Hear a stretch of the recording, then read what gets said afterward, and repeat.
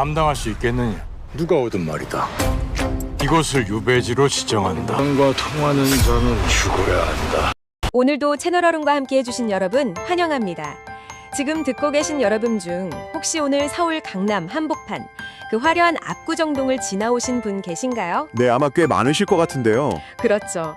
역사에 관심이 조금이라도 있으신 분들이라면 오늘날 대한민국 최고급 부의 상징과 같은 이 동네 이름이 15세기 조선 최고의 지략가였던 한명회의 호에서 따왔다는 사실을 이미 알고 계실 겁니다. 맞아요. 아주 잘 알려진 역사적 상식이죠. 하지만 오늘 여러분이 보내주신 흥미로운 사료들을 종합해보면 이 사실은 단순한 지식, 그 이상의 깊은 역설을 품고 있습니다. 네, 깊은 역설이요. 그러니까 세속의 권력을 잇고 갈매기와 버타겠다며 지은 정자가 훗날 그의 끝없는 탐욕을 상징하는 장소가 되고 결국 그를 무너뜨리는 결정적 계기가 되었으니까요. 바로 그 지점입니다. 오늘 저희 앞에는 여러분이 공유해주신 역사기사, 전기적 발췌문, 유튜브 영상 스크립트, 그리고 당시의 김덕함을 보여주는 생살부 이미지 자료까지 아주 다양한 사료가 쌓여 있습니다. 네, 정말 방대한 자료들이 모였네요. 네, 그래서 오늘 이 시간의 미션은 뻔한 교과서 연표를 읊는 게 아닙니다. 저희는 이 사료들을 바탕으로 철저한 밑바닥에서 시작했던 인간 한명회가 삶의 벼랑 끝에서 내렸던 아주 개인적인 선택들, 네, 개인적인 선택들. 그리고 조선의 판을 완전히 뒤집어버린 그의 냉혹하고 치밀한 정치적 계산을 깊이 있게 파헤쳐 볼 겁니다. 자, 이 부분을 한번 파헤쳐 볼까요? 아주 기대되는 여정이네요. 그리고 본격적인 이야기에 앞서 지금 듣고 계신 여러분께 한 가지 짚고 넘어갈 점이 있습니다. 네, 어떤 점이죠? 오늘 다루는 사료들에는 쿠데타나 정치적 숙청 같은 다소 무겁고 민감한 내용들이 포함되어 있는데요. 저희는 오늘 이 자리에서 특정 역사적 행위의 옳고 그름을 편들거나 지지하려는 것이 절대 아닙니다. 그럼요. 당연하죠. 오직 제공된 사료에 담긴 사실과 관점들을 객관적으로 전달하고 분석하는 데 집중할 것이라는 점, 그 점을 기억해 주시면 좋겠습니다. 좋습니다. 그럼 여러분이 보내주신 정계적 발췌문을 먼저 볼까요? 한명회의 시작은 우리가 아는 권력자의 모습과는 거리가 아주 멀었죠.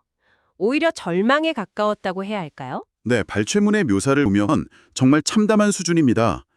한명회는 어머니 뱃속에서 10달을 다 채우지 못하고 7개월 만에 태어난 이른바 칠삭둥이였습니다. 7개월 만에요? 네, 태어날 당시 제대로 된 사람의 형체조차 갖추지 못한 미숙아였기 때문에 집안에서는 아이가 살아남지 못할 것이라 여겨 기르기를 포기하려 했을 정도였죠. 나이든 여종이 헌솜에 싸서 극진에 보살핀 덕분에 겨우 살아남았다는 기록이 눈에 띄네요. 배와 등에 북두칠성 모양의 검은 사마귀가 있었다는 기이한 일화도 전해지고요. 네, 그런 전설적인 이야기도 있죠. 그런데 가문 자체는 뼈대 있는 명문가 아니었나요? 할아버지 한상질은 명나라에 가서 조선이라는 국호를 받아온 개국 공신이잖아요. 맞습니다. 본관이 청주한시로 친가와 외가 모두 고려시대부터 이어져 온 엄청난 권세가였습니다. 하지만 한명회 개인의 현실은 그 화려한 족보와는 딴판이었어요. 완전히 달랐군요. 부모님을 일찍 여리고 가세가 기울어 매우 가난한 청년기를 보내야 했거든요. 게다가 조선은 철저한 학력 위주의 사회였는데 그는 과거 시험에 번번이 낙방하며 전국을 방랑하는 처량한 신세였습니다. 명문가 자제인데 시험운은 없었던 거군요. 그러다 38세라는 늦은 나이에 드디어 관직에 오릅니다. 그런데 이게 과거 급제가 아니라 이른바 응서제도 덕분이었어요. 네, 실력으로 간 게 아니었죠. 쉽게 말해 시험을 쳐서 들어간 게 아니라 가문의 백, 즉 조상의 공로 덕분에 특별 채용된 낙하산 인사였던 거잖아요. 정확합니다. 그가 맡은 직책은 개성에 있는 경덕궁직이라는 말단 관리직이었습니다. 태조 이성계의 옛집을 관리하는 사실상 권력의 중심인 한양과는 아주 멀리 떨어진 한직 중의 한직이었죠. 네, 완전 변두리네요. 그리고 바로 이곳에서 한 명의 인생에 뼈아픈 굴욕 사건이 발생합니다. 전기 기록을 보면 당시 개성에 있던 한양 출신 인사들이 송도계라는 친목 모임을 만들었는데 한명회가 여기 가입하려고 했다가 단칼에 거절당합니다. 아주 굴욕적으로 거절당하죠. 단순히 안 받아준 게 아니라 동료들이 경덕궁직도 벼슬이냐라며 엄청난 조롱을 퍼붓었다고 하죠. 이거 현대식으로 비유해보면 상황이 확 와닿습니다. 어떻게 비유할 수 있을까요? 사법고시 계속 떨어지다가 마흔이 다 돼서 가문백으로 변두리 관공서 말단 직원으로 들어갔는데 직장 동료들에게마저 네가 무슨 공무원이냐 하며 왕따를 당한 격이잖아요. 아주 적절한 비유입니다. 38세의 늦은 나이에 미관 말직이라고 무시당하는 그 수치심은 엄청났을 겁니다. 그런데 여기서 우리가 주목해야 할 점은 그 굴욕에 대처하는 한 명의 방식이에요. 네, 그게 참 흥미로워요. 보통 사람이라면 거기서 좌절하거나 시골로 낙형했을 텐데 그는 달랐습니다. 그 분노와 수치심을 거대한 정치적 야심으로 치환해버리죠. 야심으로요? 동네 친목회에서 나를 안 받아줘? 그럼 내가 나라의 판을 엎어버리겠다. 이런 식의 무서운 결심을 한 겁니다. 그래서 그가 선택한 것이 바로 절친한 벗 관람을 통해 당시 야심을 품고 있던 왕자 수양대군에게 접근하는 것이었군요. 네, 바로 그 부분이 한명회의 비범한 정세 판단력을 보여줍니다. 당시 조선의 성향을 보면 문종이 일찍 승하하고 어린 단종이 즉위하면서 이른바 고명대신들이 전국을 장악하고 있었습니다. 고명대신들이요? 네, 여기서 고명대신이란 쉽게 말해 돌아가신 선대왕이 우리 어린 아들 좀 잘 부탁하오라며 권력을 임시로 맡기고 간 김종서, 황보인 같은 최고 실세들을 말합니다. 왕권은 바닥에 떨어졌고 이 신하들의 권력이 하늘을 찔렀죠. 아, 그러니까 수양대군 같은 왕족들 입장에서는 자지 조카가 왕이긴 한데 실제로는 늙은 대신들이 나라를 좌지우지하고 있으니 속이 끓었겠네요. 정확히 그 지점입니다. 한명회는 이 틈새를 정확히 읽어냈어요. 그는 수양대군을 만나 화란을 평정하려면 강력한 군주가 필요하다며 새로운 권력의 필요성을 역설하죠. 완전히 새로운 판을 짜려고 했군요. 네, 학벌 중심의 주류 사회에서 배제되었던 자신 같은 비주류 세력들을 모아 고명 대신들이 독점하고 있는 권력의 판을 완전히 뒤엎겠다는 계산이었습니다. 자, 그럼 여기서 여러분이 보내주신 그 강렬한 시각자료, 바로 생살부에 대해 이야기해보죠. 여기서부터가 진짜 흥미로운 부분이에요. 네, 역사상 가장 유명한 살생부죠. 지금 듣고 계신 여러분도 머릿속으로 1453년 10월 10일의 밤, 개유정난이 일어난 날을 상상해 보시기 바랍니다. 수양대군이 철퇴를 휘둘러 김종서를 제거하고 왕명을 빙자해 조정 대신들을 궁궐로 불러들입니다. 아주 긴박한 밤이었죠. 그때 이 두루마리가 등장하잖아요. 한쪽에는 살릴 사람을 뜻하는 생, 반대쪽에는 붉은 핏자국과 함께 죽일 사람을 뜻하는 살이 적혀 있습니다. 이 시각 자료는 그날 밤의 공포를 아주 생생하게 전달해 줍니다. 한명회는 궐문 뒤에 숨어서 들어오는 대신들을 이 명단에 따라 분류했습니다. 생과 살을 직접 갈랐군요. 살릴 사람에는 신숙주, 정인지 같은 인물들이, 죽일 사람에는 황보인, 조국관 같은 고명 대신 일파가 적혀 있었죠. 단 하루의 밤 동안 이 명단에 따라 조선 최고 권력자들의 목이 떨어졌습니다. 그런데 여기서 정말 궁금한 게 있습니다. 한명회는 38살까지 백수나 다름없었고 관직 경험도 거의 없었는데 도대체 조정 대신들 수십 명의 성향과 인맥, 수양대군에 대한 지지 여부를 어떻게 그렇게 정확하게 파악하고 명단을 짰을까요? 아주 예리한 질문입니다. 바로 그 점이 한명회의 숨겨진 강점이에요. 앞서 그가 과거에 낙방하고 전국을 방랑했다고 했죠? 네, 계속 떠돌아다녔잖아요. 그 방랑 시절이 사실은 거대한 정보 수집의 시간이었던 겁니다. 권력의 중심에 서 있는 엘리트들은 서로를 경계하지만 아무 직함도 없는 떠돌이 선비 앞에서는 입을 조심하지 않거든요. 아, 듣고 보니 그렇네요. 경계의 필요가 없으니까. 맞아요. 한명회는 술집에서, 기방에서, 동네 사람들의 대화 속에서 조정 대신들의 파벌, 숨겨진 재산, 인간관계 같은 진짜 정보들을 스펀지처럼 흡수했던 겁니다. 와, 그러니까 철저히 무시당했던 그 투명인간 같은 위치를 역이용해서 1급 정보원이 된 거네요. 그렇게 치밀하게 짠 계획이었지만 막상 쿠데타 당일에는 돌발 상황이 생기지 않았나요? 네, 쿠데타라는 게 책상머리 계상대로만 움직이진 않죠. 거사 당일 수양대군의 수하들이 겁을 먹고 우왕좌왕하며 망설이는 위기가 찾아옵니다. 아무래도 반역이니까요. 이때 한명회가 나섭니다. 길가에 집을 지으려면 3년이 지나도 못 짓는다 라고 일갈하죠. 지나가는 사람들 참견 다 듣다가는 아무것도 못한다는 뜻이죠. 맞습니다. 결단에 필요한 순간에 망설이는 무리를 향해 단호한 실행을 촉구한 겁니다. 이 한마디로 수양대군 측은 다시 마음을 다잡고 움직일 수 있었습니다. 정말 결정적인 순간이었네요. 이걸 더 큰 그림과 연결해보면 이 개유정난은 단순히 왕자들끼리의 권력투쟁이나 사적인 복수국이 아닙니다. 앞서 말씀드린 시각자료 하단에도 적혀 있듯이 이 사건의 핵심은 단 하루 만에 신권 중심 정치를 무너뜨리고 수양대군 중심의 독재 체제를 구축한 데 있습니다. 판을 완전히 갈아엎은 거군요. 네, 한명회는 단종의 보호막이었던 고명 대신들을 일거에 제거함으로써 조선의 정치체제 자체를 왕권 중심으로 급격하게 이동시킨 기획자였던 겁니다. 그렇게 수양대군은 조카 단종을 몰아내고 세조로 즉위합니다. 세조가 한명회를 두고 나의 장자방이다라고 극찬한 것도 이해가 가네요. 한나라 고조 유방을 도운 천재책사 장량에 빗댈 만큼 그의 능력을 인정한 거잖아요. 최고의 찬사죠. 그리고 여러분이 보내주신 유튜브 영상 스크립트를 보면 이 장자방의 능력이 빛을 발한 결정적인 사건이 하나 더 등장합니다. 바로 1456년의 사육신 사건이죠. 네, 성산문, 박평년 등 지편전 출신 학사들이 주축이 되어 단종을 복위시키려는 은밀한 거사를 기획합니다. 창덕궁에서 열리는 명나라 사신 접대 연회 날을 디데이로 잡았죠. 네, 디데이. 왕을 가까이서 호위하는 특별 경호원격인 별운검으로 자신들과 뜻을 같이 하는 무인들을 세워 그 자리에서 세조를 암살하려는 매우 치밀한 계획이었습니다. 그런데 이 완벽해 보이던 계획이 한명회의 아주 사소해 보이는 건의 하나로 완전히 물거품이 되잖아요. 행사장을 미리 답사한 한명회가 세조에게 이렇게 말합니다. 전하, 창덕궁 연회 장소가 좁고 날씨도 무더우니 굳이 무장한 운검을 세울 필요가 없겠습니다. 좁고 무덥다는 핑계였지만 사실상 행사장 구조와 경호동선의 이상함을 간파하고 암살의 가능성을 본능적으로 차단한 신의 한 수였습니다. 소름 돋네요. 이 특유의 기민한 정치적 톡 덕분에 한명회는 세조의 목숨을 구했고 사육신 등 반대파 세력은 철저하게 숙청당하죠.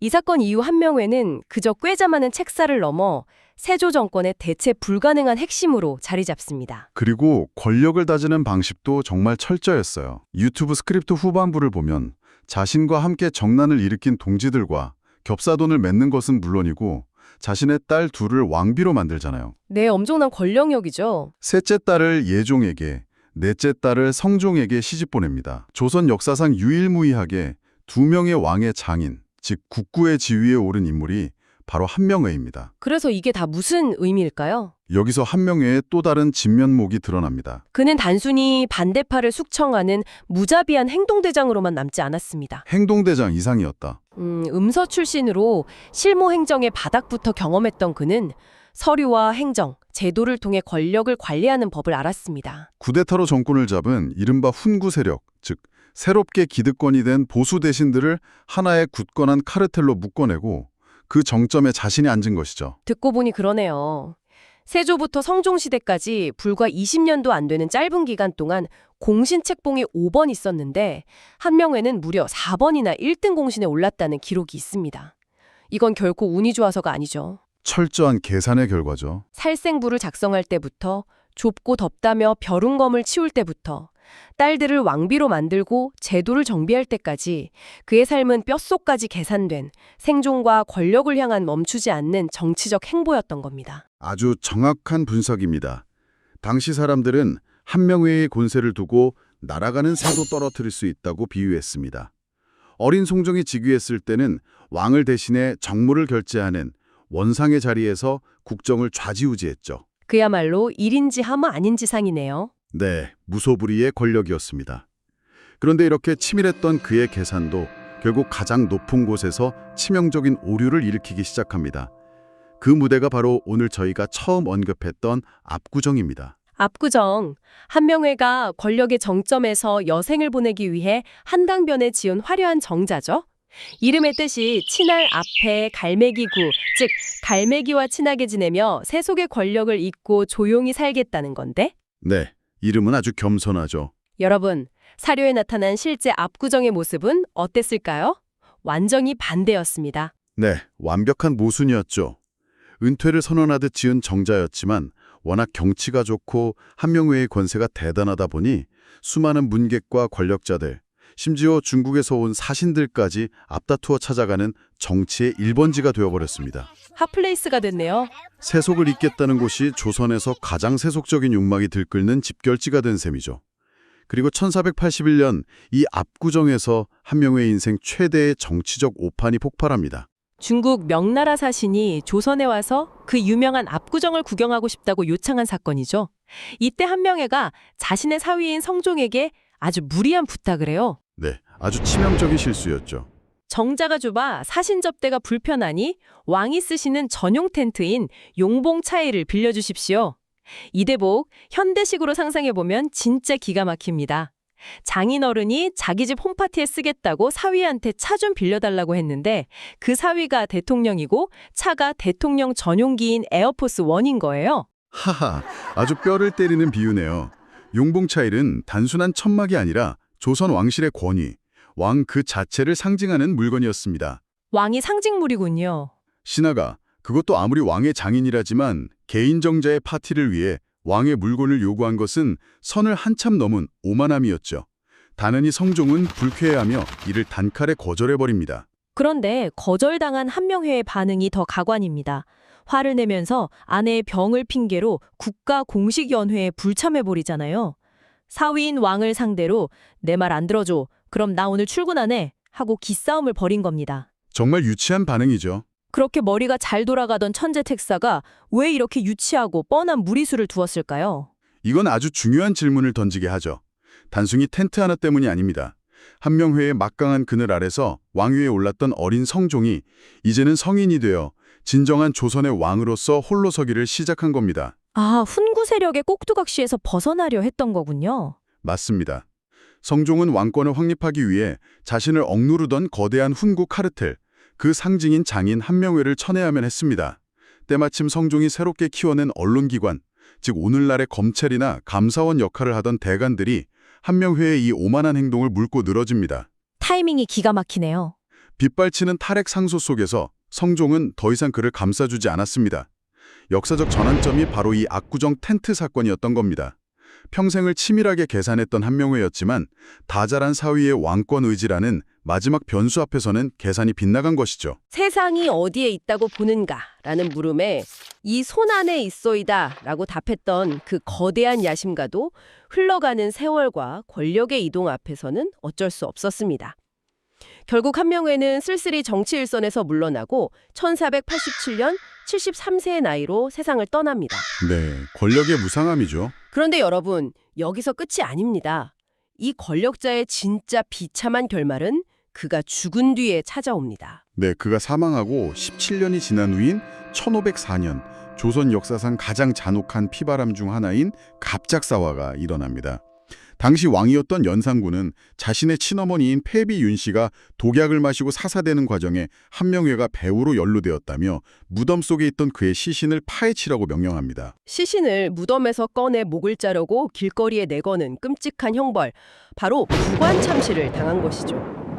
살아서는 날아가는 새를 떨어뜨리고 자번의 1등 공신에 올랐지만 죽어서는 뼈와 살이 찢기는 가장 비참한 최후를 맞이한 겁니다. 정말 충격적인 결말이죠. 정말 이제 권력이라는 게 한낱 뜬구름과 같다는 걸 이보다 더 잔인하게 보여주는 삶이 있을까요? 생살보를 쥐고 수많은 사람의 목숨을 앗아갔던 자가 결국 왕의 명령에 의해 목이 잘리는 운명을 맞이했다는 점은 아주 역설적인 교훈을 남깁니다.